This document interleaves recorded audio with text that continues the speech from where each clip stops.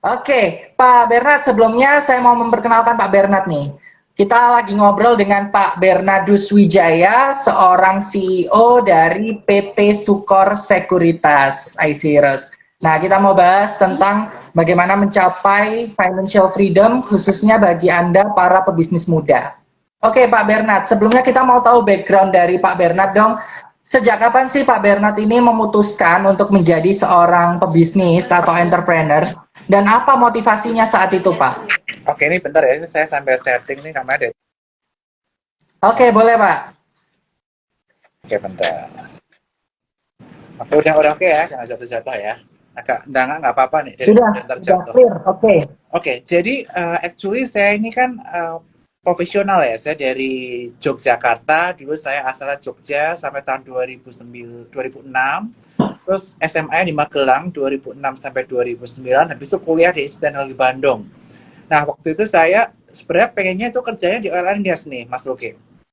Karena di sana Oke. kan benefitnya oke banget lah. Tapi akhirnya karena waktu itu oil price lagi mengalami penurunan, akhirnya aku memutuskan untuk berpindah pekerjaan yang tadinya di oil and gas, pengennya akhirnya bekerja sebagai seorang banker dari tahun 2013 sampai 2016 sebagai manajemen associate di salah satu bank internasional yang waktu itu banyak lah yang minat untuk kerja di sana.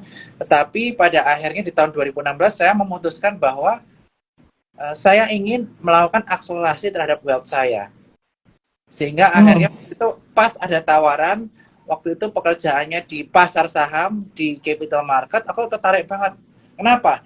Karena selain aku juga bekerja di sana, aku sambil mempertajam knowledge saya di pasar saham dengan tujuan apa? Dengan tujuan nanti pada akhirnya aku bisa menjadi investor-investor handal seperti contohnya Warren Buffett, Charlie Munger, dan lain sebagainya. Nah, itu cita-cita saya Ya. waktu itu.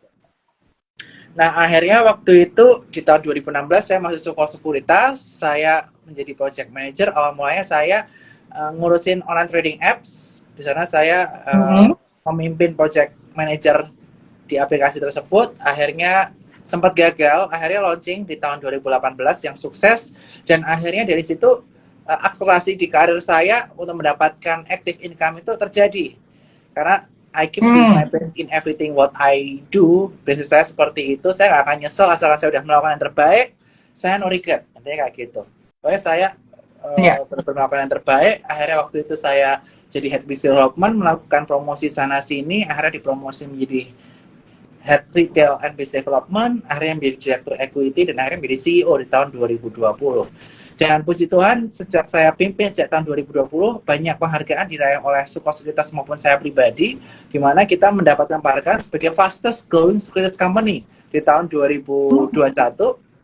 Kemudian kita dapat penghargaan sekuritas terbaik di tahun 2021 kategori aset 1 sampai 2 triliun. Kemudian saya menjadi Forbes 30 Under 30 di tahun 2021 juga, dan Indonesia Swabis Award di tahun 2021 juga. Dan mudah-mudahan di tahun 2022 kita juga akan menorehkan rekor-rekor baru, dan mudah-mudahan ini semakin meningkatkan kepercayaan rekan-rekan sekalian untuk menjadi investor saham yang bergabung di Sukor Sekuritas. Seperti itu. Wah, amin. Semoga prestasinya terus bertambah ya, baik untuk Sukor Sekuritas maupun untuk Pak Bernard sendiri, karena memang perjalanannya begitu panjang, proses yang sudah dilalui ya Pak, sampai Ya, akhirnya bisa berada di titik ini menjadi CEO. Nah, kalau boleh di-sharingkan Pak, apa sih perbedaan signifikan ketika pada saat itu ya masih sebagai sebatas karyawan begitu ya, dengan yang saat ini memimpin sebuah bisnis menjadi seorang CEO? Apa perbedaan signifikannya Pak? oke, perbedaannya tentu saja adalah kaitan mengenai responsibility dan tanggung jawabnya ya. Gimana kita waktu menjadi karyawan, kita hanya memikirkan skop kecil kita, pekerjaan kita, Mm-mm. kita. Jadi kita everyday itu ada namanya business as usual, daily job kita, plus inovasi-inovasi sebatas skop kerjaan kita. Tapi sebagai seorang CEO, kita itu merupakan seorang pemimpin perusahaan, di mana kita menjadi nakoda dari kapal atau menjadi pilot dari pesawat yang kita jalan bareng-bareng. Jadi karam tidaknya kapal, jatuh tidaknya pesawat ini bergantung dengan saya, bergantung dari saya. Nah, oleh karena itu saya harus pertama menentukan visi. Kira-kira perusahaan dibawa kemana? Kenapa visi misi itu penting? Supaya tim under saya yang berjumlah lebih dari 200 orang ini nggak bingung. Kira-kira company mau dibawa kemana sih? Saya paling penting tuh set goal jangka panjang ke mereka dulu. Ini loh yang mau kita capai. Nanti kita ke sini loh. Karena kalau kita bisa memvisualisasikan dan mewujudkan apa yang kita sampaikan kepada tim-tim kita, mereka akan memiliki komitmen kepada kita untuk barang kita. Nah, selain kita harus bisa memiliki mimpi dan memvisualisasikan, kita juga harus breakdown into details, mulai dari action item. Kita kasih tugas ke head ini supaya ini tercapai kamu harus begini KPI-nya, KPI begini, KPI begini, KPI begini. Jadi saya lebih ke arah helikopter view dan menyusun ke action item bersama dengan direktur-direktur atau headline-nya dan memastikan bahwa monitoring itu berjalan dengan lancar sehingga goal-goal kita bisa tercapai ke depannya. Bukan hanya untuk company, tapi untuk karyawan dan juga untuk nasabah-nasabah yang menjadi pengikut dari Sukor Sekuritas. Menarik sekali kalau ngomongin tentang tanggung jawab ya. Sebagai pengelola utama dalam bisnis, sebagai seorang CEO memang harus memperhatikan tadi. Dengan pondasi utamanya adalah visi dan juga misi supaya kita bisa menentukan nih ya, goal bisnis yang ingin dicapai itu seperti apa. Nah, Pak Bernard bicara soal visi misi sebagai pondasi utamanya nih. Kita kembali lagi ke topik tentang bagaimana pebisnis muda ya. Kita khususnya malam ini membahas bagi teman-teman pebisnis muda. Ketika mau merintis bisnis, modal apa saja sih Pak yang harus dipersiapkan? Atau basic pengetahuan dan juga basic skill apa yang harus dimiliki oleh para pebisnis muda ketika mau merintis sebuah bisnis? Oke, yang paling penting adalah teman-teman itu harus tahu purpose kehidupan teman-teman terlebih dahulu. Karena tanpa adanya purpose dan goal yang jelas, teman-teman akan gampang terombang-ambing. Karena mengapa? Tawaran di dunia ini banyak banget.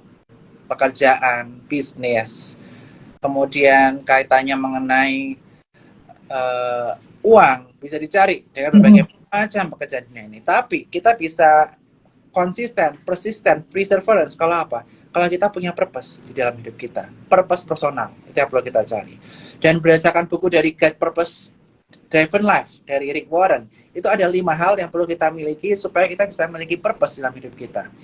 Kita bisa singkat shape. Apa itu shape? Yang pertama adalah spiritual gift. Spiritual gift itu kita harus mengenali diri kita. Kita memiliki talenta apa, strength apa yang tidak dimiliki oleh orang lain. Misalnya, saya memiliki kemampuan yang baik untuk melakukan public speaking, memiliki kemampuan yang baik untuk melakukan negosiasi dengan orang, memiliki kemampuan yang baik untuk melakukan analisis secara cepat, kemampuan problem solving. Jadi saya memikirkan, wah, saya paling cocok itu bekerja sebagai misalnya manajerial, misalnya. Ya. Terus kemudian saya suka angka, nah saya cocok nih di bidang finance. Atau saya sukanya ini kaitan kesehatan, mungkin cocok menjadi dokter. Saya cocok nih untuk meramu-ramu obat-obatan, mungkin jadi apoteker. Nah, ini spiritual gift itu kita harus tahu dulu. Nah, setelah kita mengenai spiritual gift, kita harus memiliki namanya H. Kita kenalin namanya H. H itu apa? Hati. Kira-kira hati teman-teman tuh di mana? Kalau hati saya saat ini memiliki hati untuk anak-anak muda yang ada di Indonesia, supaya mereka tidak terjebak di dalam gaya hidup YOLO, you only live once, yang menghambur-hamburan uang sekali aja, tanpa mereka tahu tujuan keuangan mereka, tujuan hidup mereka ke depannya seperti apa. Nah, oleh karena itu menurut saya heart itu penting banget. Kita punya hati nggak sih di situ? Kalau misalnya teman-teman hatinya bukan di dunia pasar keuangan, bukan di anak-anak muda, tentu saja mungkin di sekuritas nggak cocok. Karena sekuritas demografinya 70% anak muda, kemudian kita harus mengedukasi mereka personal finances dan finansial, investment. Tidak punya jiwa edukasi itu nggak bisa di pasar saham. Nah, kemudian yang ketiga adalah ability. Selain memiliki spiritual gift dan heart, teman-teman harus perhatikan ability teman-teman. Apakah ability teman-teman itu sesuai nggak dengan bidang teman-teman? Misalnya teman-teman, di sekuritas sudah tahu nih, mau jadi front office atau back office. Tergantung dari ability. Teman lebih cocok di depan atau di belakang. Kemudian P ada personality, introvert, extrovert, kemudian apa, teman-teman bisa pelajari, dan E-nya ada experience. Dari pengalaman-pengalaman kita, termasuk pengalaman saya yang saya buta mengenai investasi di tahun 2013, back then, ini membuat saya termotivasi untuk memberikan edukasi yang lebih lagi kepada masyarakat secara lebih luas. Oke. Jadi bicara soal modal utama basic yang harus dimiliki ketika pebisnis muda ini mau lebih maju dan berkembang lewat bisnisnya adalah memperhatikan purpose-nya dulu ya. Yes, Purpose of life dari masing-masing kita lewat bisnis kita itu apa? Dan ketika benar. Anda masih bingung menemukannya lewat yang tips tadi ya Pak Bernard, Yes, ada 5 ya. yes. Kalau purpose-nya ujung-ujungnya duit-duit doang, ujung-ujungnya teman-teman capek, gampang berpaling. Misalnya, habis A udah nggak ngasihin duit, pindah B, B, C, C, D, D, E. Ujung-ujungnya teman-teman cuma switching dari satu bisnis ke yang lain, nggak menghasilkan namanya legacy. Nah, tiap orang tuh beda-beda. Hmm, Penting nggak namanya legacy? Kalau saya pribadi, saya penting namanya legacy. Saya ingin ada namanya nama baik, kemudian ada sesuatu yang bisa diingat oleh banyak orang, apa yang telah saya perbuat selama saya di dunia. Intinya kayak gitu. Betul banget. Legacy yang sangat menginspirasi itu ya, yang sangat dibutuhkan oleh kita saat ini sebagai pebisnis muda. Bagaimana Anda yang masih muda tapi bisa menginspirasi, bisa menjadi semangat bagi banyak orang, menjadi teladan, dan nantinya meninggalkan legacy yang baik gitu ya untuk negara ini, untuk masyarakat di sekitar. Dan salah satu langkahnya karena Pak Bernard ini mau meninggalkan legacy yang baik adalah dengan bergabung menjadi speaker di Idea Cloud Conference tahun ini ya Pak Bernard. Yes, betul banget. Karena saya pengen sharing ke teman-teman nanti yang join Idea Cloud supaya kita bisa membangun personal finances kita untuk pribadi maupun untuk UMKM sehingga bisnis kita, keuangan kita bisa memberkati banyak orang. Itu tujuan saya untuk Hmm. join Idea Cloud ini. Oh.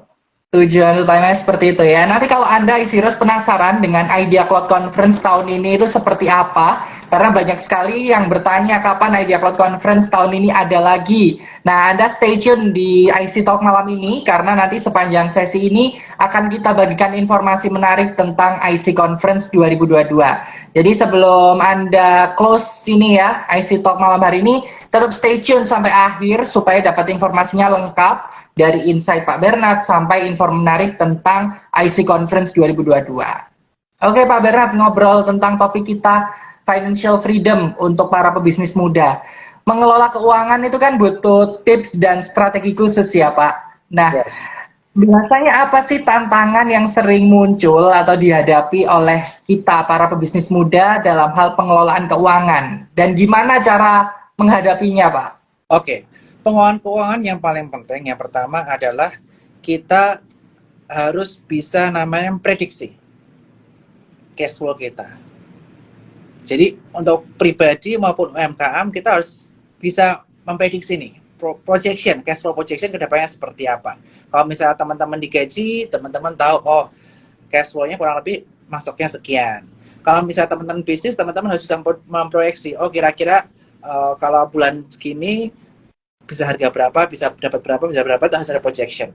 Nah dari projection yang Ya. teman-teman miliki, teman-teman harus set target. Teman-teman kira-kira mau mengalami peningkatan atau akselerasi dalam sisi pendapatan atau dari sisi gaji berapa banyak tiap tahunnya. Nah dari situ teman-teman set pengeluaran yang teman-teman keluarkan seperti apa.